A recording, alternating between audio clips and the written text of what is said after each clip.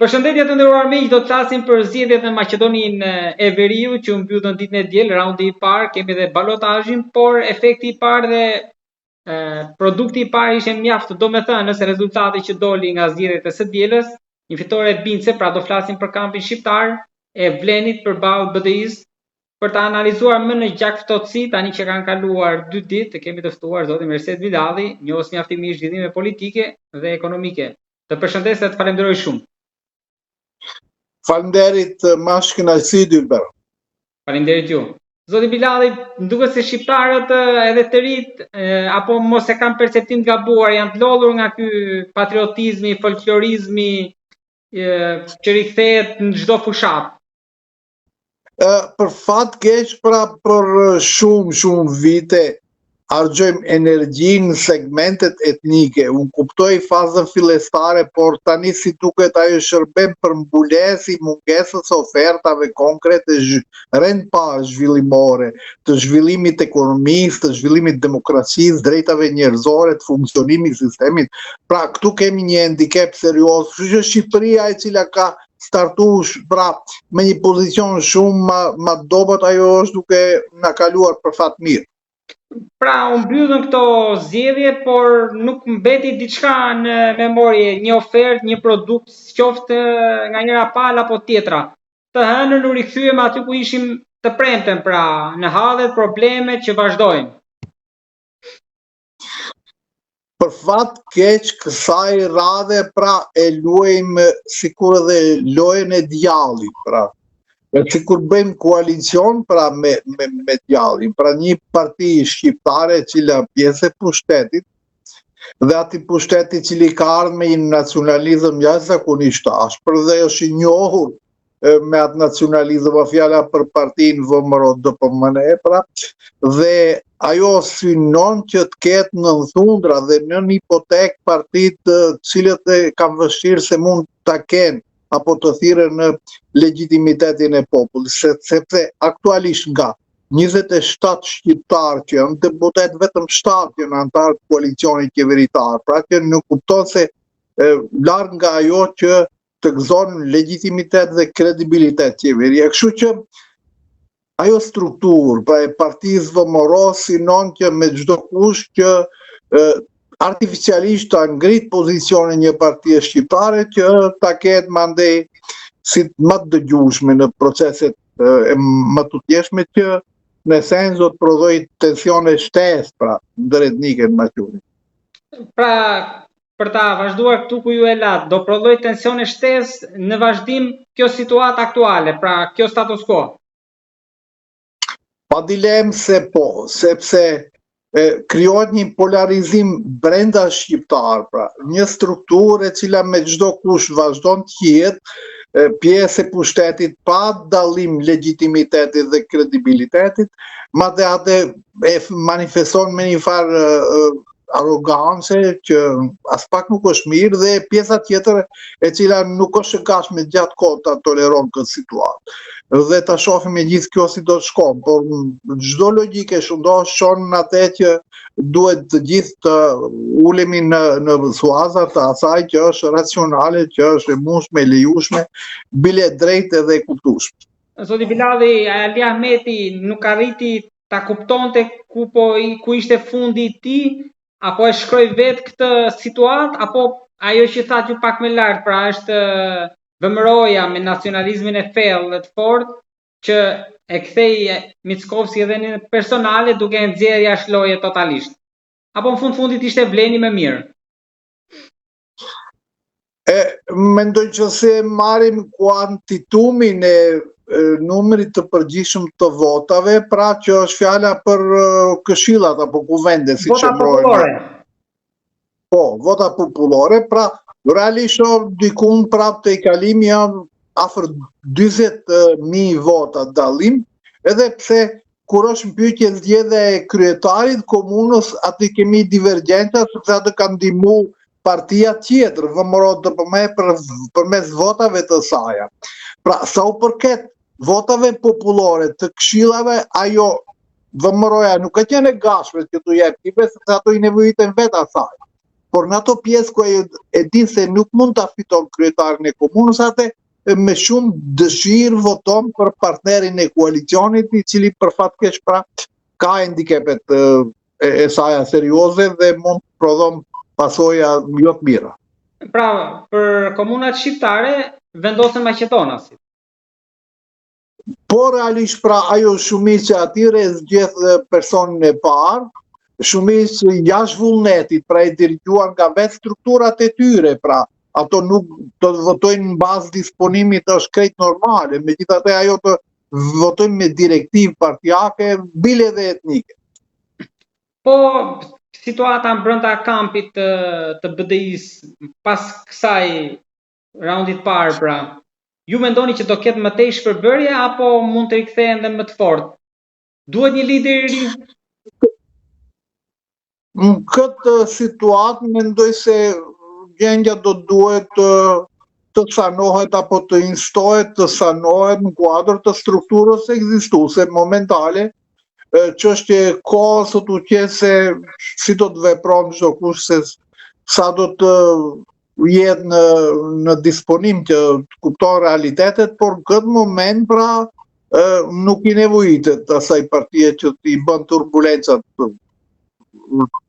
e panevojshme. Pra, me atë që kuptova, në gjykimin tuaj Ali Ahmeti nuk duhet largohet. Po, në këtë moment jo, për ta shohim rezultatin përfundimtar, besoj se ai është shumë i vetëdijshëm për këtë dhe nuk besoj që ka dhe i disponim që është shumë gjatë mbetet në kuadër të menaxhimit të kësaj partie. Pra unë mendoj se ai nuk dëshiron të shkojë nga pozita e nënçmuar dhe e shkelur dhe aty besoj që ka drejt. Nuk e nëse e kuptova sakt, do të largohet si fitues, se kishit fjalën. Po si fitues i merituar, jo si fitues me çdo kush. Mendoj se votat cilët aktualisht janë marrë si vota popullore që ju emëroni, pra që kanë bëjnë me votimin e këshillave votues, ku çdo parti pra e ruan egoizmin e vet, ato vota janë pra fituese dominante tek kampusi shqiptar. Taravari ndikoi sepse zhurma ishte e madhe e lënjes së qeverisë të kalimit në opozit, por kishte efekt? Unë mendoj se pjesërisht edhe ka pas efekt, ndoshta mos prezenca e atij për shembull mund të krijote një distancë tjetër sa i përket komunës së Gostivarit. Megjithatë nuk i preferoj shumë këto lëvizjet e mëdha partijake. Për një skajnë. Me këtë rezultat që është deri tani, zgjedhjet e parakohshme bien si alternativë, si mundësi. Tani pra nuk mund të thirremi në atë se rezultati zgjedhor pra shndrohet në presion për të mbajtur zgjedhje tjera tashme parlamentare të parakohshme, pra distanca duhet jetë shumë më e madhe, ajo që përmenda u pak më parë 20.000 vota, pra mendohen që se është mbi 100.000 vota, pra apo rezultati 2-1 me partnerin që merr pjesë në qeveri, atëherë imponohet pra politikisht rotacioni ose mbajtja e zgjedhjeve të parakohshme. Nga ajo që ju thatë pak më lart, aq më tepër dhe tani që Biladhi është në Tetov, Izet Mexhitin Çajir në qeveri, duket sikur nuk ka një zë të fortë për shqiptarët. Përtej edhe numrave që ju thatë, nga vetëm 7 janë 7 deputetë që janë në ekzekutiv.